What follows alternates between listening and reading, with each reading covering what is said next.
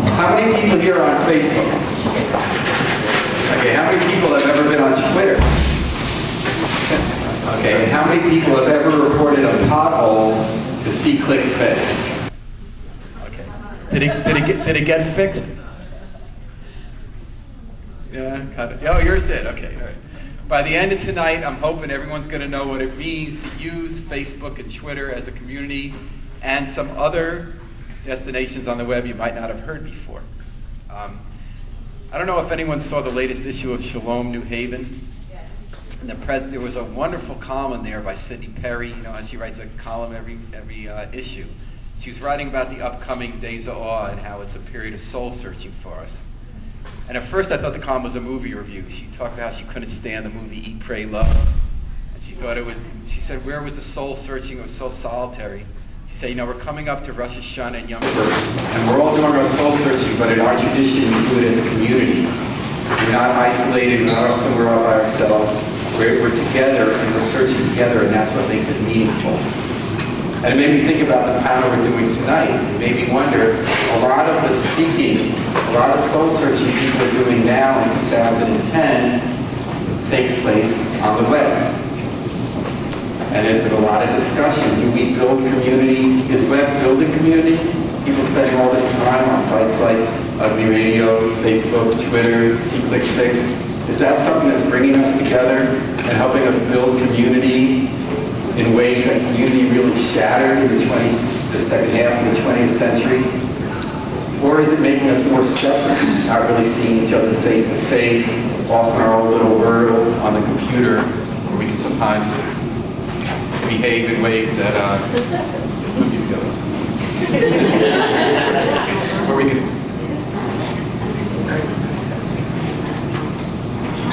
do they fade now?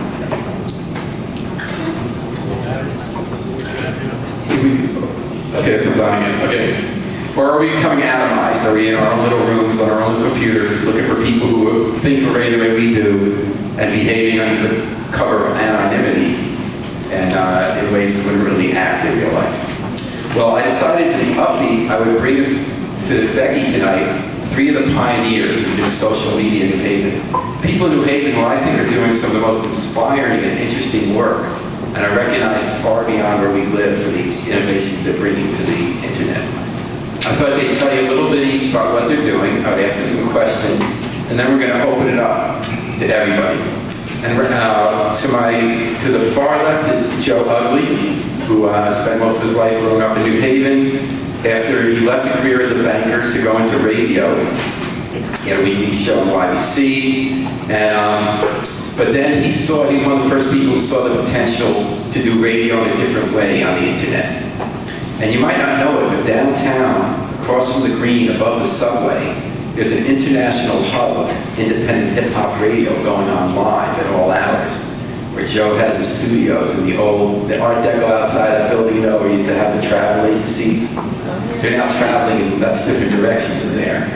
And he has a live studio where fans come and play, and he also plays music from all independent, unsigned hip-hop and R&B groups around the country. And it's built a community of people who like hip-hop. It builds its own bank of music. You can listen to it any time, and he's going to be telling us about that.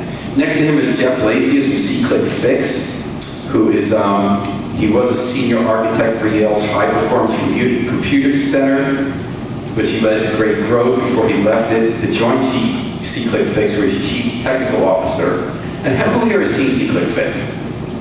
It started in New Haven, it's now all over the world.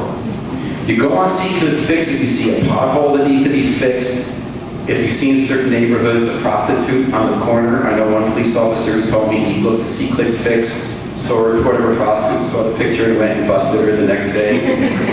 People argue, they're fighting with their neighbors about a land dispute, or there's a dangerous roadway. And then other people join in and say, I want this fixed too. And you see where it's mapped out. And then government or other people who are in charge of fixing it report on whether they fixed it. And in New Haven, it's kind of revived my faith in the potential of civic democracy, because I've seen problems fixed, and I know that people in government watch that thing closely.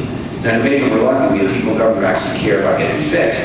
What's happened is this has gone national and international. and it's in communities all over. And in some places, I know the founder, Ben, was telling me that some places they do the way they do in New Haven, where the government, they are happy that citizens are telling them the problems that need to be fixed. And in other places, they're really ticked off and see them fixed because they don't want to have to bother with this. All these people are not getting it right, Jeff, so they don't want to have to bother. And they recently had their 50,000 citizen item open, and it was in Mexico, correct? And we'll hear about that. And immediately next to me is State Representative Gary Holder-Winfield. He's been in the legislature one term, and has probably done more in that one term than most people do in a lifetime. And a lot of it he's done through social media. Now, he's called Rookie of the Year by the Connecticut Mirror. In his first term, his first year, he got passed a bill to abolish the death penalty, which people who had been in the legislature for decades had told him not to bother trying to do because nobody could get it passed. He actually changed people's minds, votes Republicans who had never voted to do it before. And then Jody Grell, the governor, vetoed the bill, but I have a feeling it might be coming up again next year. He also successfully shepherded through legislation for school reform. But even before he got into the legislature, I would see him up at the Capitol. You see, I carry around this one camera. He has two with him tonight. And he actually videotapes everywhere he goes. And when he goes on the weekend, let's say to Gulf Park or in Dixwell where they're doing a health outreach program, he might be called their state representative, but he'll also be the reporter. He'll take video of what's going on in the community, and he'll put it on Facebook, into it on Twitter. He has his own page, and it actually becomes his own media. And when and he has used networks developed in Facebook to get changes in Hartford. The best example being when people weren't even getting their unemployment, when a lot of people got unemployed in the recession, and there was a glitch up at the Capitol. They couldn't process the forms, and the governor said they just couldn't get fixed. Gary organized people from Facebook who were affected by this to inundate the governor's office with demands they got fixed, and they got fixed. Did I get that right? Okay. So I thought just we could briefly, I was going to ask each of the panelists to tell us a story about how they have seen in the work they do an example of how social media can bring us together and build community. I thought we could start with you, Joe, at the end.